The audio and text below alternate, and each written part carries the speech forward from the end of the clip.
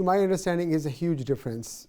The service you was doing in Gananoque, and now you are here is, even it's a mid-size, but it's a double, triple size probably of the Gananoque police. And obviously, if it's a big force, it has a different challenges. The challenges you was having there could be some of internal, some of external. So, have you observed anything so far that you think is need to be addressed? Let's say first externally, to make the better policing or create a better policing for Kingston.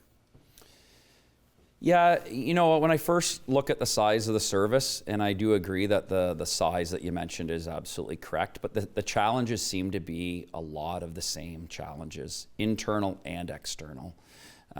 Because whether you're policing a small community or a larger community, the policing challenges with the new act, the Community Safety and Policing Act, really apply to both sides of services. And the challenges that I'm seeing, just looking from the outside, looking in the first 75 days, are really the same things. So you talk about workplace culture, workplace wellness, and clear and decisive decision making at those leadership ranks, I think are kind of the expectation, no matter how big your police service is.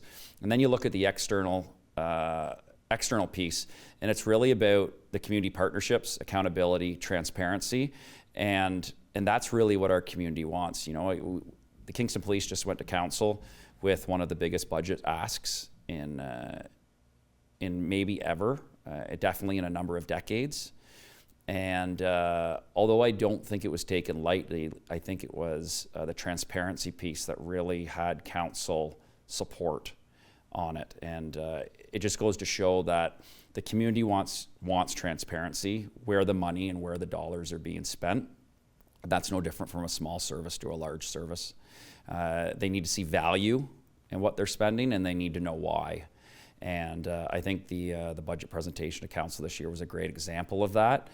The public wants to know, and those quarterly reports that come to council on the funding are really important, and what the service is doing at a high level is important for the community to see as well. And the challenges that they're facing. If you have challenges within your organization when they're funded by the tax base, you need to, those challenges need to be transparent and as they can be out in the public, because going back decades, sometimes those things weren't as transparent in all police services, and we just find, and I think everybody knows that the public deserves to know where the money's being spent and what's going on behind closed doors. You just mentioned the biggest budget ever, probably the police service presented this year to the city council. So may I ask you if you have some kind inside knowledge with this particular budget? What was the reason for that to go suddenly from here to here? Yeah, the real take from my view on the budget is when we look at the Community Safety and Policing Act, the new act that came out, the expectations and the regulations that govern the police services and the training requirements, the staffing levels, have dictated a big percentage of that increase, as well as the growth within the police service. So there's been limited growth with the number of sworn officers, and for that matter, the civilians that support them over the decades at the Kingston Police. So we all know that Kingston's growing a ton in the last 15 or 20 years, and the police hasn't kept up with that same level of growth. And so we're really in a catch-up phase. Coming in at 2% or 3% mandates are important, and those guidelines are really important for all departments to try to target.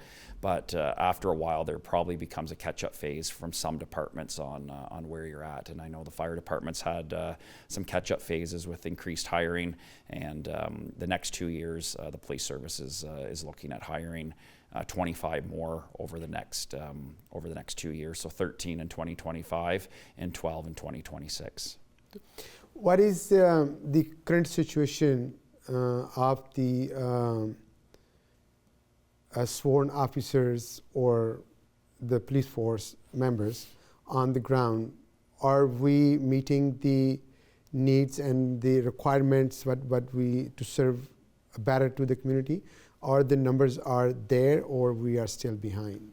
We're definitely still behind. That 25 will get us up to where we feel we need to be, but that's going to take 2 years to get them hired, and then it's still going to be some training periods after that to get the staff up and running and fully fully operational to the levels that we need them to be. So to we deliver. need 25 more officers to meet the needs, and then we will be okay to go forward. Yeah, most services across the province are facing challenges with officers that are non-deployable. So workplace accommodations, people off on workplace injuries, and right now we face those same challenges. We have a number of people that we can't deploy in a frontline capacity. We have a number of people that we have on other duties.